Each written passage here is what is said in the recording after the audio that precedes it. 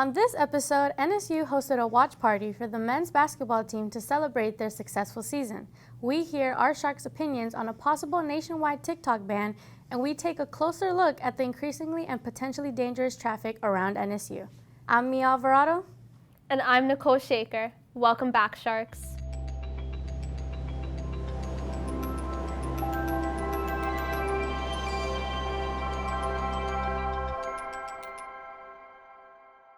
NSU held its annual Fins Festival at Bill Gessner Field here on campus. Our reporter Will Ruprecht has the story. Fins Festival is a day for the NSU community to come out and have fun. It is full of rides, food, and games. Members of USGA highlight what they hope guests will take away from the event. So, we have rides here, free food, giveaways, prizes. So I think that's the biggest thing, just to have our students have a fun, a break, and they deserve it. You all work hard. You are going to be the next doctors, biologists, all of those things. And so we just want to give you a break. I think everybody should look forward to the free food, the free games, because what carnival have you ever been to and you've had to not pay for a game? Of course, the different attractions, the music, making memories, so... Among the many attractions at Fins Festival are the vendors and entertainers who make it possible. We do events with Nova all the time. I was here for the carnival last year and the year before, and then sometimes for the boating events. Tina Richardson, who sold popcorn at the Fins Festival, shares what she enjoyed. As a child, I would go to the slide every year, and every year I would go to the high roller. To me, I feel like I'm 10 years old again coming here. So I've loved every minute of it. Students at the Fins Festival expand on the social aspect of attending. It doesn't only give you a different perspective of how NSU is, but it also helps you meet more people and be one with the community here.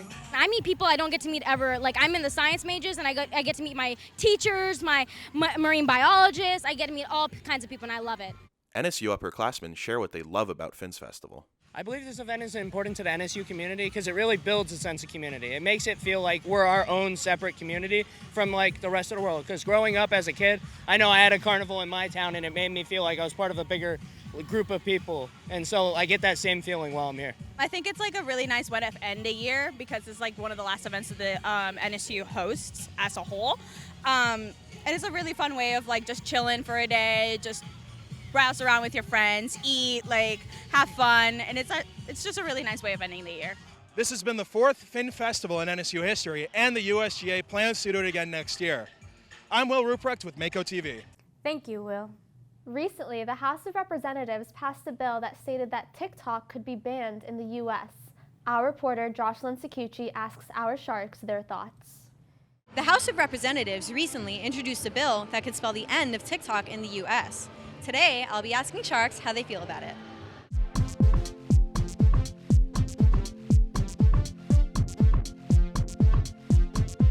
Have you heard about the upcoming TikTok ban? No, I haven't, but I'm curious. What is that? So recently, the House of Representatives passed a bill that said that if TikTok does not sell its company, then basically it's going to be banned in the U.S. So with that said, what are your opinions on this? They shouldn't. TikTok's really entertaining, and many people are on it. And many people benefit from it as well. I'm going to be completely honest. We have so many other social media platforms. Yes, it sucks. Everyone loves TikTok, but at the same time, when you think about the generation coming up, TikTok isn't really censored. Unless there's actually clear evidence of China having access to U.S. user data, then I don't really think it's right that it's being banned. If there was clear access, then I'd say okay, yeah, sure, ban it. But there's not that much evidence from what I hear of clear access from China to that data. So, have you heard about the upcoming TikTok ban? I have, yes. And with that said, what are your opinions on it? I have no preference. I don't really care. I was heard about the TikTok ban, but I never use it. So I feel like a lot of kids right now also struggle with this idea of how to manage their time with TikTok.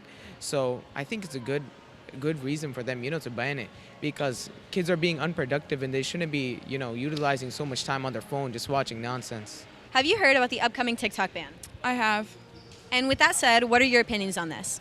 I don't really have an opinion. I deleted the app about 4 months ago, so it getting banned doesn't really affect me. I feel like there shouldn't be there's so much more in the world to be focusing on instead of focusing on the TikTok ban. And I feel like it's not as necessary of like any related event really. Honestly, I think we're prioritizing things that we shouldn't be. I think there's a lot more to be done than banning some sort of, thing. Like, we can ban other things. I don't know. I think it's useless and pointless. Have you heard about the upcoming TikTok ban? I have not. You're the first person to tell me. So recently, the House of Representatives passed a bill that stated that if the parent company of TikTok does not sell the product, then it will be banned in the U.S. So with that said, what are your opinions on this? I mean, for me, of course, it doesn't affect me because I don't use TikTok, but I think it is interesting just because I know of how influential TikTok is, both with marketing, products, companies. A lot of people are finding their jobs now in TikTok, so I think the effect will be interesting and the rights of like, okay, is it affecting like the freedom of speech or use or anything like that? As a consumer, I think it'll bring up just a lot of interesting debates. President Joe Biden has stated that if the Senate agrees to approve this bill, then he will sign off on it. I'm Jocelyn Saccucci with Mako TV. Thank you, Jocelyn. Up next for our health update, our general manager and reporter Madison Kasper sits down with Dr. Aubrey Raja to discuss airports conducting nose swabs for international travelers. Let's take a look. Welcome to the health update. I'm Madison Kasper. Here with me is Dr. Aubrey Raja, Mako Media's Science and Health Advisor. Welcome, Dr. Raja. Thank you, Madison.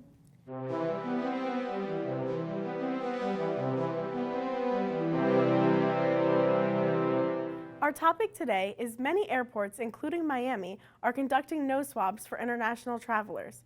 Dr. Raja, why is that? This is an initiative by the United States Center for Disease Control and Prevention. And what they're trying to do is to put in place a system to track infectious diseases that may be coming into this country, just so that we're better prepared should something happen in the future. Is it mandatory for all international travelers to participate in these nose swabs? Actually, no, it is not a mandatory thing. It is a voluntary program. They will set it up, for example, at the Miami International Airport, and passengers, especially international passengers, can opt in to get their nose swabs done.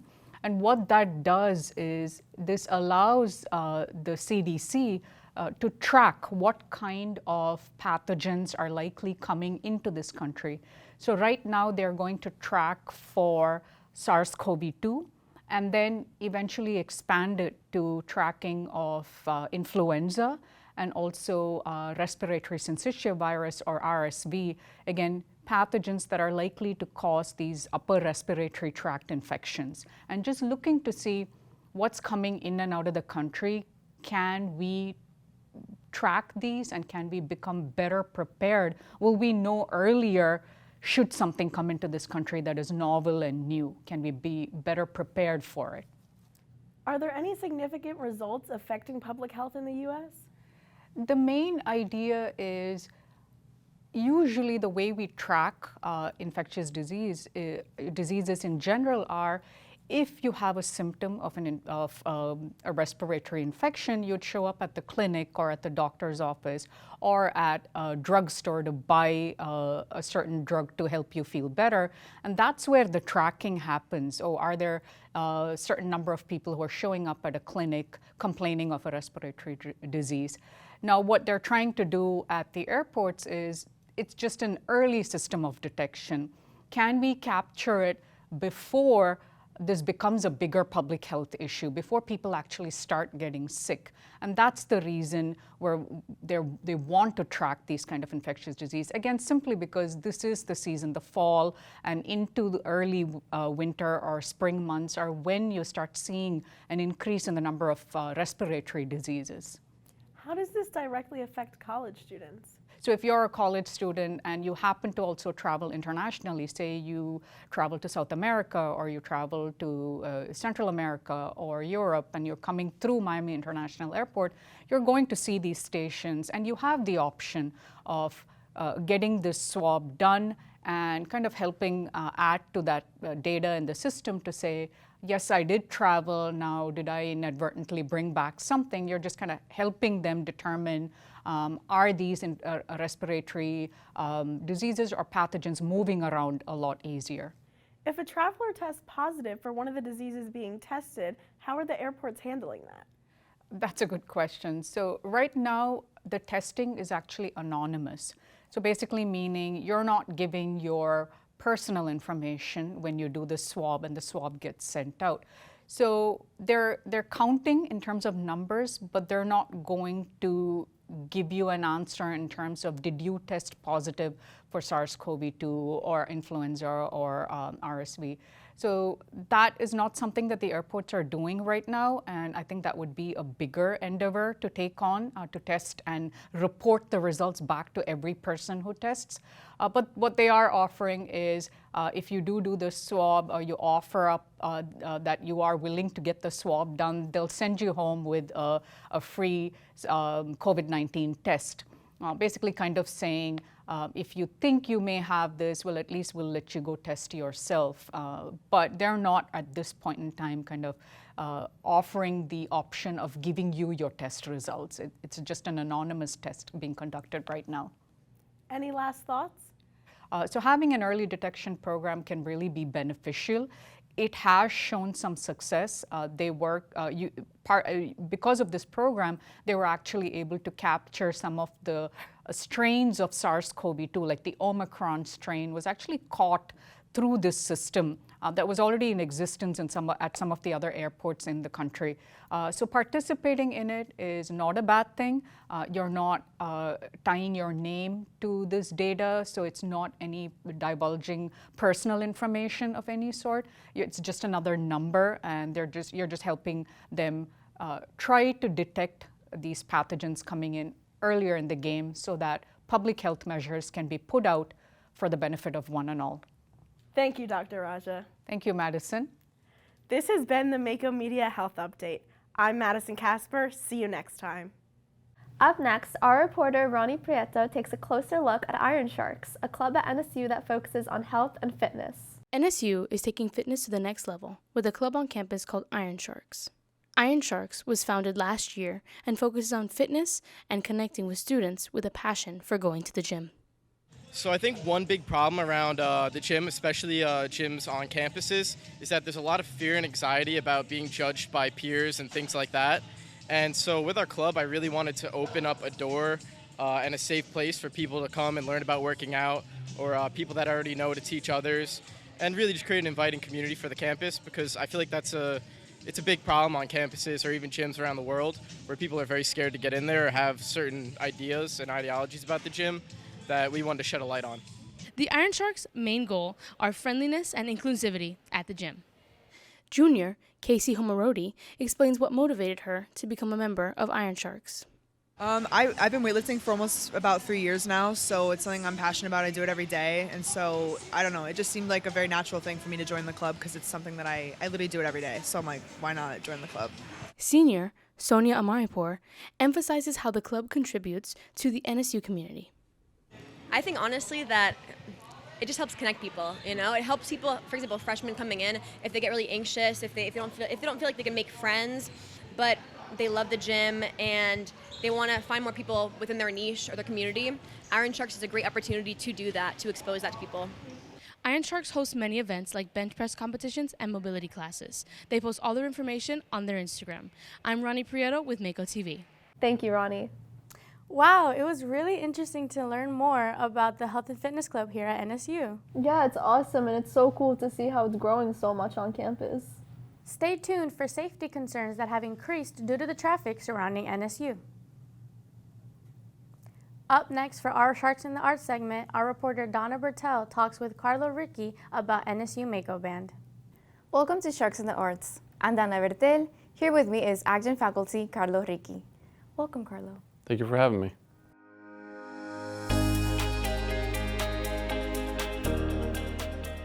What brought you to NSU? I've always been very passionate about teaching music, and it's what I've been doing since about as early as I could do it. Everything from the private sector to doing private lessons to summer camps, and then eventually teaching at a local high school. And when I saw that there was an opportunity here at NSU to teach, I reached out and I was able to get a position teaching here. What inspired you to follow Korean music? It goes a long time ago when I was about 3 years old in Rome, Italy. There was a reunion tour for the Eagles because they got back together and did this huge reunion tour all over the world. And they were coming to Rome and they used some footage from their concerts in the 1970s. And I saw it as a kid and I thought to myself, this looks like the best job ever. You're getting paid to play guitar and these guys have a huge smile on their face. So I should try to do the same thing. And since the age of 3, music has been my one goal and passion. What kind of music does Mako Ban tend to play? Mako Band plays a lot of different things. We try to vary it semester to semester. When it started back up 3 semesters ago, or about a year ago I should say, we did a lot of jazz and a little bit of musical theater. And for this concert, which is April 19th in the Miniachi, we're going to be playing everything from musical theater through several classic rock hits of the last 50 years. How would you describe Mako Band at NSU? Mako Band is started out as a course, even though it's not only for people who are registered in the course. Pretty much anyone who wants to be there and is willing to put in the work to play some music and collaborate on a great performance is more than welcome to come. We have people who play the flute, people that play the saxophones, people that play the drums, the guitars, the bass, and Bossa Nova Chorale, same thing. There's people that are not music majors or even minors, but they love to sing and they love to show up every Tuesday and sing. So we always open the doors to anyone who is willing to be committed to the final performance. Mako Ban will be performing at the spring concert. What is the process for preparing for this show? Bill Adams works with the Bossa Nova Chorale next door, and he gets the vocal parts ready with the sopranos and the altos and any tenors or basses we may have for the semester. And I work with the instrumentalists and whatever songs we do decide to collaborate on together and do Mako Band and Bossa Nova Chorale at the same time. I will bring them to the band and we'll work through it, try to do a few run-throughs and any problematic spots we'll work on together, or do some sectional work where I would only work with the guitar players and the drummer, or just the wind section or the brass section, or as is the case with some of the songs for this semester, we don't have any parts written for the brass and woodwind.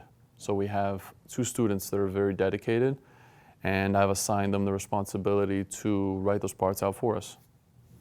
Who are the students that are helping in the spring musical? The 2 students that are helping write the parts for the brass and wind section are James Perez, who is our baritone saxophone player, incredible baritone saxophone player, and Alex Drox, who is a trumpet player of also incredible talent, and they've both shown an interest in composing and in writing these parts. So I just had to give them the opportunity to shine. Any last thoughts? I think this is going to be one of the best concerts that has ever happened here at NSU. There's a lot of collaboration. There's been a lot of planning from before the semester even began. And we have everything from, original compositions from some of the composition students of Dr. Bill Witham to, some musical numbers from some of the most popular musicals in, history. Thank you, Carlo. Not a problem. Thank you for having me. This has been Sharks in the Arts. I'm Dana Vertel. See you next time. Thank you, Dana. Joining me, I have Mako TV arts reporter Carey Courson to tell us more about the arts at NSU. Welcome, Carey. Thank you for having me. I'm excited to share how art students are going to be showcased this month. That's awesome. So what's been going on with arts at NSU? Well, the launch of the Digressions Literary Magazine will be held on Monday, April 8th from 5 to 7 in the Gallery 217. There's no charge to attend the opening or the exhibition. This is the 21st volume and has student works from 8 different NSU colleges. Then there's a student showcase, which will take place on Friday and Saturday night, April 12th and 13th at 7:30 p.m. NSU students will perform pieces choreographed by dance majors and minors. And the performance will be in the Don Taft Theater of the University Center, and that event is also free and open to the public. On Friday, April 19th at 7:30 p.m., student musical ensembles will perform their spring concert, A Million Dreams. It's directed by NSU's music faculty and will feature NSU's Mako Band and the Bossa Nova Chorale. The audience can look forward to music with a rock twist, including songs from Heart, Annie Lennox, and Aerosmith. This show will be in the Rose and Alfred Miniaci Performing Arts Center. There's no cost to attend, and the community is welcome. That all sounds amazing, Carey. Oh yes, and there's also a video showcase on Thursday the 18th, also in the Don Taft Theater at 6 p.m. That's great. So much for NSU to look forward to. Absolutely. Thank you for joining me. Thank you. It was a pleasure to be here. Next, the NSU Youth School opened a new exhibit to help teach students about sustainability. Our reporter, Donna Bertel, has the story. Worcestershire had an art installation at NSU University School. The installation was part of the Cole and Family Summit on Human Dignity. This year's theme was sustainability. We know that global warming and climate change is a huge topic, and we want to positively impact students' habits in all 4 divisions, in preschool, lower school, middle school, and upper school, so that they can come out of this year and this week knowing more and how to really preserve our earth in the best way possible. Bart Parks, Conservation Education Director for Worcestershire, explains the many goals they have for the students. Well, it's a wide-ranging goal for us to really get them to consider, just first of all, what's something simple they could do. And maybe it's instead of a single-use plastic water bottle, they could bring theirs. Most of them, I'm sure, have many of these at home. It's just actively using it. Up to really, some of the older students are looking at ways of doing projects. That's that scope and scale, really. But Worcestershire wants everyone to really consider what makes sense for them, because we all use plastic. I do in my own life. So I really try and look at what makes sense for me and then try and get other people to do the same.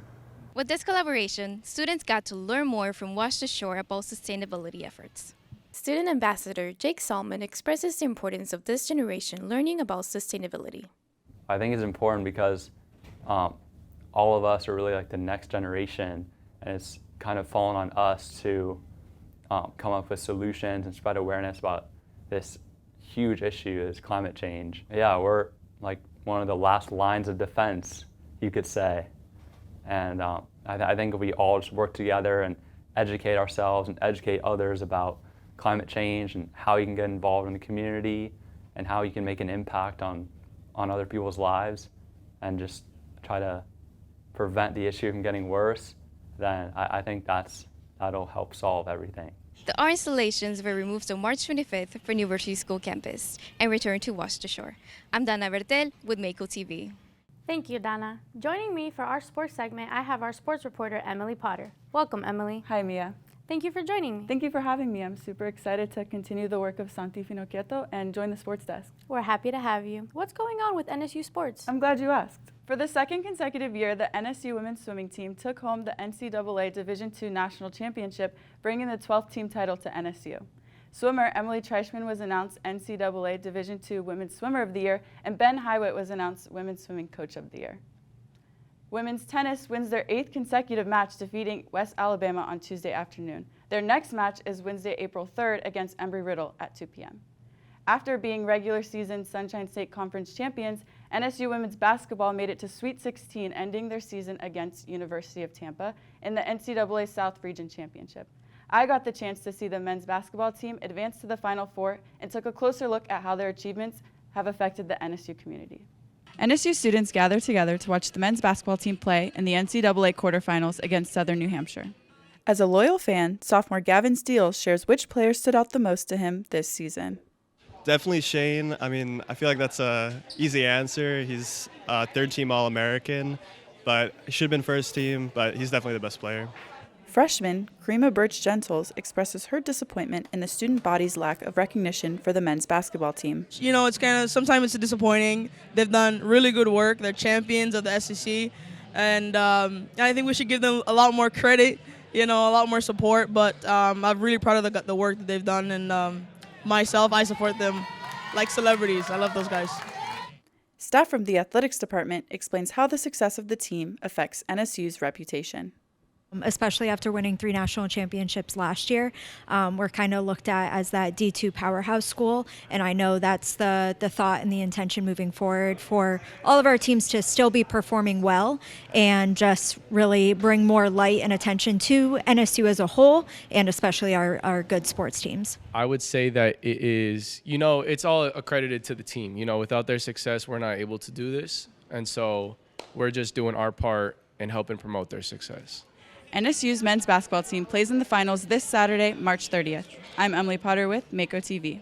Thank you, Emily. To close off our show, my co-anchor Nicole Shaker looks at the concerns rising in regards to the dramatic increase of traffic surrounding the NSU campus.